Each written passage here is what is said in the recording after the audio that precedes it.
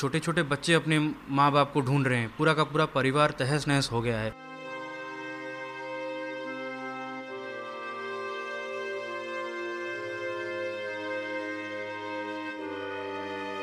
किसी का हाथ कट गया। हमने एक 15-16 वर्ष का एक लड़के को देखा जो अपने बाप को लेके जा रहा था, उसका खुद का सर फटा हुआ था, खून निकल रहा था, उसके पिताजी का हाथ कटा हुआ था। वो हमें हेल्प के लिए मदद के लिए पूछ रहा था।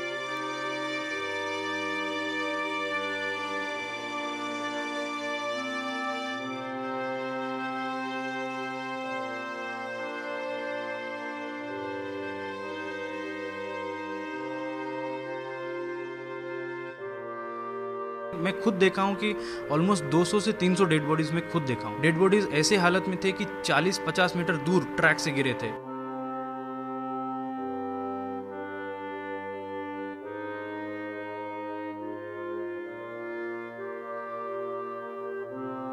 इम्पैक्ट इतना तेज था कि वो दूर जाके गिरे थे।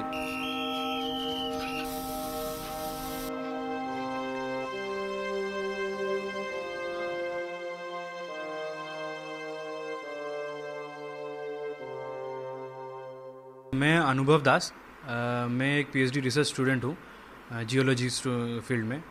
तो मैं कटक में रहता हूँ और मैं कल का जो इंसिडेंट हुआ, ट्रेन इंसिडेंट हुआ, उसमें मैं कोलकाता से ट्रैवल कर रहा था कटक को, जहाँ पे मेरा घर है।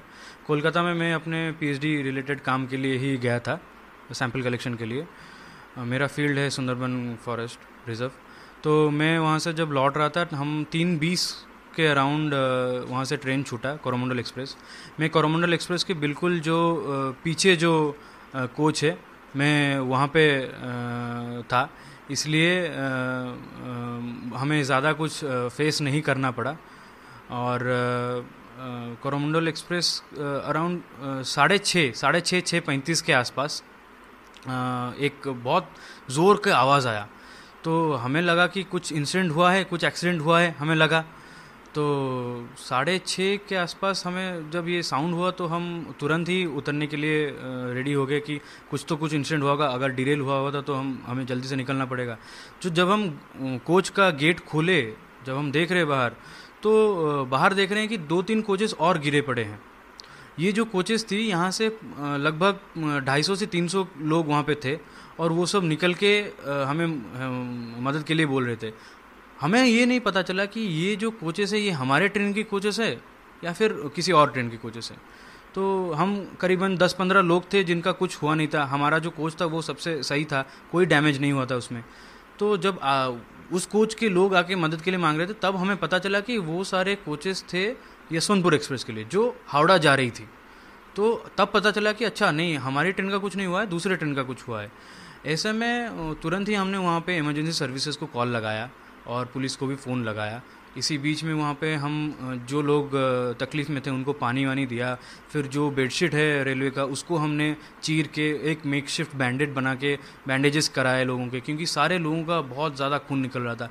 किसी का सर फटा हुआ था, किसी का हाथ कटा हुआ था। ऐसे में जितना हो सका हमने मदद की। अब क्या होता है कि जब एम्बुलेंस सर्विसेज आने लगते हैं, एम्बुलेंस हमारे तरफ ना आके हमारा जो कोरोमंडल एक्सप्रेस था, क्योंकि मैं पीछे था, कोरोमंडल एक्सप्रेस के जो सामने की तरफ है, जहाँ पे सामने उस तरफ जा रहे हैं एम्बुलेंसेस। अब हमें ये नहीं पता चला कि एम्बुलेंस अगर आ रहे हैं तो यहाँ पे एक्सीडेंट हुआ है, वहाँ पे क्यों जा रहे हैं। हम धीरे धीरे करके 4-5 लोग आगे की तरफ बढ़ने लगे। तब हमने देखा कि कोरोमंडल एक्सप्रेस का तो और भी ज़्यादा हालत ख़राब था।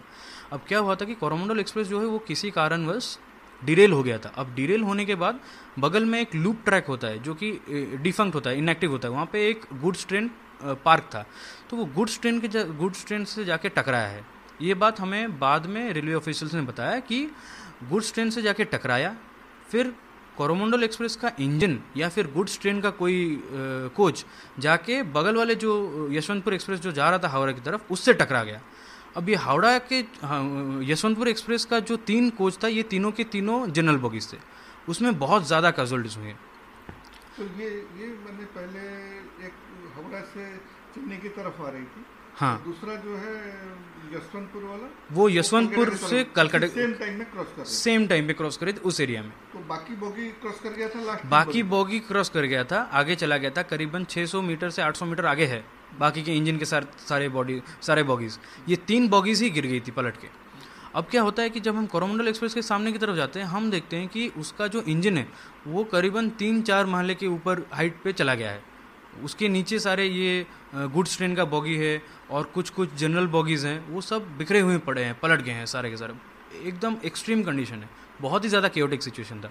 अब यहाँ पे ऐसे सिचुएशन में जब आप जाते हैं तो पहले तो ये होना चाहिए कि पहले आपको देखना चाहिए कि आप सही हैं कि नहीं। हम करीबन 15-20 लोग थे जो कि काफ़ी सही थे, क्योंकि हमारे बॉगी को कुछ हुआ नहीं था। जितना हो सका हमने लोगों की मदद की वहाँ पे, लेकिन सिचुएशन इतना भयावह हो गया था, इतना इतना भयानक था कि आप जहाँ भी देखे किसी का कटा हुआ सर, किसी का बिना सर का बॉडी, किसी का कटा हुआ पैर हाथ ऐसे पड़े हैं। हर जगह देखिए तो कपड़े, लाल लाल कपड़े, खून पड़े, खून से बिखरे हुए। पूरा का पूरा ट्रेन ट्रैक बिखरा हुआ पड़ा है। ट्रेन ट्रैक्स नज़र ही नहीं आ रहे हैं क्योंकि ट्रैक्स ही बिल्कुल उखड़ गए हैं। फिश प्लेट्स जो हैं वो उड़ के कहीं और गिरे हैं। जो कोचेस हैं वो पूरा ओवरटर्न कर गए हैं। तो ये बहुत ही ज़्यादा भयानक सिचुएशन था। इसमें मैं तो बोलूँगा कि जो लोकल लोग थे वहाँ के, उन्होंने बहुत ही ज़्यादा मदद किया हमारी, क्योंकि वो सबसे पहले थे। इंसिडेंट करीबन 6:35 के आसपास घटा और 5 मिनट के अंदर सारे के सारे लोकल लोग, ऑलमोस्ट 300 से 400 लोकल लोग आ गए हमें मदद करने के लिए। जितने को पैसेंजर्स थे उन्होंने भी मदद की। ऑथोरिटीज़ को आते आते करीबन 45 मिनट से 1 घंटा लग गया, लेकिन ऑथोरिटीज़ हालांकि थोड़ा लेट आई, लेकिन आते ही उन्होंने बहुत जल्दी से काम करना शुरू कर दिया और सबकी मदद करने लगे। तो आप जब वहाँ एक्सीडेंट हुआ, आपको पता चला इतना बड़ा ये वो आपके सामने में लाशें पड़ी, तो आपका फीलिंग उस समय कैसा? उस टाइम पे जो कहते हैं एक एड्रेनालाइन रश होता है, उस टाइम पे या तो करो या मरो का सिचुएशन ऐसे हो जाता है और अचानक से दंग रह जाते हैं, स्तंभ रह जाते हैं। उस सिचुएशन में पहले हमने देखा कि हम ठीक हैं, हमारा सब कुछ ठीक है, सामान वामान ठीक है, हमें कुछ हुआ नहीं है। तो हमने वहाँ पे जितना हो सका दूसरों की मदद करने के लिए लगा था और ये देखने लगे कि यहाँ से निकलने के लिए रास्ता क्या है। अच्छी बात यह है कि वहाँ पे एक रोड था जो कि हाईवे वहाँ से करीबन 600-700 मीटर दूर है, और एक रोड है जो कि इंटरसेक्ट करता है उस रेलवे लाइन को। उस रोड की वजह से ही इतने सारे एम्बुलेंस और फायर सर्विसेज वहाँ तक पहुँच सके, एनडीआरएफ की टीम इतनी जल्दी पहुँच सकी वहाँ पे। और डिस्ट्रिक्ट मजिस्ट्रेट और एसपी जो है बालेश्वर के, वो वहाँ पे 1 घंटे के अंदर आ गए और उस पूरे सर्विस रोड को एक ग्रीन कॉरिडोर की तरह बना दिया, जिसमें खाली गाड़ी कितना स्पीड में था उस समय, कुछ पता? क्योंकि कोरोमंडल एक्सप्रेस उस टाइम बालेश्वर छोड़ दी थी, 20 किलोमीटर बालेश्वर से दूर थी, वो स्पीड पकड़ ली थी। गाड़ी की स्पीड एग्जैक्टली तो मैं नहीं बता सकता, लेकिन करीबन 115-120 किलोमीटर प्रति घंटा की होगी। और इंटरेस्टिंग चीज़ ये है कि क्योंकि ये एक एलएचबी रेक है, दोनों की दोनों ट्रेनें एलएचबी रेक थी, और ये जो लाइन था ये अभी रिसेंटली ही मॉडिफाई किया गया था। ये सारी चीज़ें हमें रेलवे अधिकारियों ने ही हम बताया वहाँ पे, जो लोग आए थे हमें पूछने के लिए कि कैसे हैं क्या है, हमारे पूछताछ करने के लिए। उन्होंने बोला कि ट्रैक्स बहुत अभी रिसेंटली रेनोवेट किए गए थे। अब इसमें अगर इतने इंपॉर्टेंट ट्रेन का एक एक्सीडेंट होता है और डिरेल हो जाती है बिना किसी कारण से, तो यहाँ पे तो कोई ना कोई चूक रही होगी। या तो चूक सरकार, मिनिस्ट्री ऑफ रेलवेज की तरफ से, रेलवे अधिकारियों की तरफ से हुई होगी, और क्योंकि रेलवे अधिकारी बोल रहे हैं कि वहाँ पे अभी अभी रिसेंटली रेनोवेट हुआ था, तो कहीं ना कहीं कोई बदमाशी की गुंजाइश भी हो सकती है। ये तो हम बता नहीं सकते जब तक इन्वेस्टिगेशन ख़त्म नहीं होती है, लेकिन अगर ऐसा कुछ होता है तो इसमें तो बहुत ही ज़्यादा कड़ी से कड़ी इसके बारे में जांच करनी चाहिए। तो सबके लिए आप सेव हो गए, क्या कहेंगे बाकी पैसेंजर के बारे में जो बच गए हैं? देखिए, सबसे पहले तो ये है कि जब हम इतने सारे डेड बॉडीज़ देखे वहाँ पे, आप यकीन नहीं करेंगे कि छोटे छोटे बच्चे अपने माँ बाप को ढूंढ रहे हैं, पूरा का पूरा परिवार तहस नहस हो गया है। किसी का हाथ कट गया। हमने एक 15-16 वर्ष का एक लड़के को देखा जो अपने बाप को लेके जा रहा था, उसका खुद का सर फटा हुआ था, खून निकल रहा था, उसके पिताजी का हाथ कटा हुआ था, वो हमें हेल्प के लिए मदद के लिए पूछ रहा था। तो इस सिचुएशन में तो दया तो आती ही है। और मैं बता रहा हूँ, जब मैं पहले 1-2 घंटे में वहाँ पे जाके लोगों की मदद कर रहा था, मैं खुद देखा हूँ कि ऑलमोस्ट 200 से 300 डेड बॉडीज़ में खुद देखा हूँ।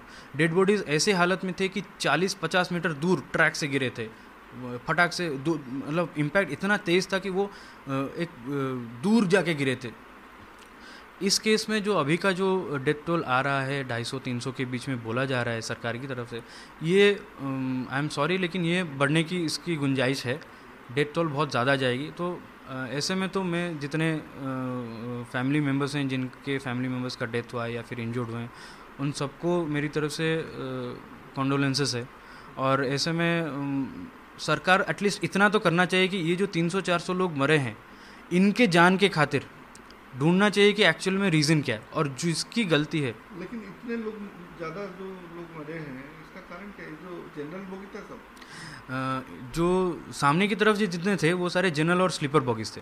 अब इम्पैक्ट इतना तेज़ हुआ था, हालांकि हम इतने पीछे थे और हमें ज़्यादा साउंड पता नहीं चला, लेकिन सामने के जो जनरल बॉगीज थे उनमें लोग तो यूजुअली ओवर क्राउडेड होते हैं। और इंटरेस्टिंग चीज़ ये है कि ये जो कोरोमंडल एक्सप्रेस है, ये यूजुअली बालेश्वर की तरफ जो वर्किंग लोग होते हैं वो शाम का ट्रेन ये वाला ले लेते हैं, जनरल बॉगीज़ में चढ़ जाते हैं, ताकि उनका घर भद्रक होता है, कटक होता है, भुवनेश्वर, वहाँ तक वो जनरल बॉगीज़ में आ जाते हैं।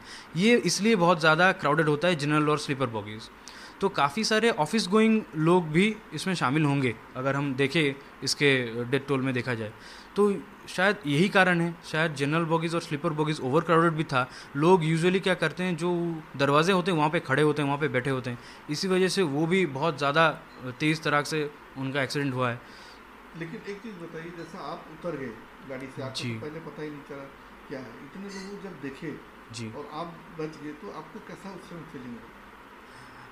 सबसे पहले तो एक डर आता है, हमेशा डर आता है, लेकिन पहले आपको ये देखना है कि ऐसे सिचुएशन में जितना कामली और पीसफुली आप पेशेंट होके अपना पहले ध्यान देख लीजिए। अगर आपका कुछ नहीं हुआ है तो दूसरों की मदद कीजिए। इसलिए हम पहले तो दूसरों की मदद करने पे उतर गए। अब दूसरों की मदद करते करते जब अथॉरिटीज़ आ गए तो हमें पता चला कि चलिए अब अथॉरिटीज़ ये इस काम संभालेंगी। तब हमने ये देखा कि हम यहाँ से कैसे निकले, और निकलने के लिए पुलिस ने हमारी बहुत सहायता की है, लोकल्स ने हमारी बहुत सहायता की है। तो एक डर, वहाँ पे हम हाईवे तक पैदल ही आना पड़ा हमें, और हाईवे करीबन 600-800 मीटर दूर है वहाँ से, जैसे मैंने आपको बताया। एक बार जब हम हाईवे पे आ गए तो मैं अपने घर पे कॉल कर दिया था, एक्सीडेंट होने से तुरंत बाद कॉल कर दिया था। तो मेरे पिताजी एक प्राइवेट कार का आयोजन करके वहाँ पर गए थे और मैं तुरंत वहाँ से घर आ गया। देश विदेशातील प्रत्येक घडामोडींचे लाईव्ह अपडेट मिळवण्यासाठी आता साम टीव्हीच्या सर्व सोशल मीडिया प्लॅटफॉर्मला लाईक, फॉलो आणि सबस्क्राइब करा। तसंच सर्व नोटिफिकेशनसाठी बेल आयकॉन प्रेस करायला विसरू नका।